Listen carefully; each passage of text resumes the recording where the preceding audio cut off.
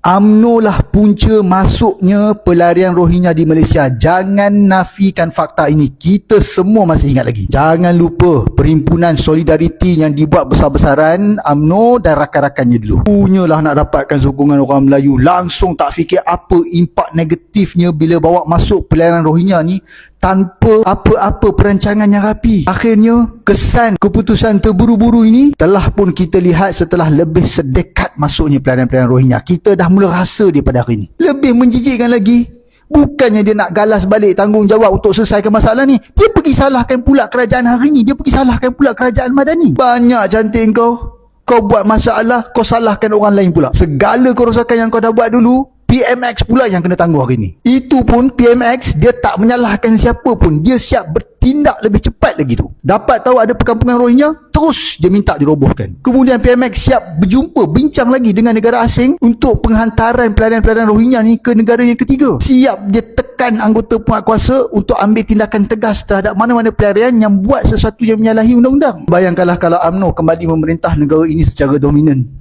Entahlah pelarian daripada negara mana pula dia akan bawa masuk dalam negara ni.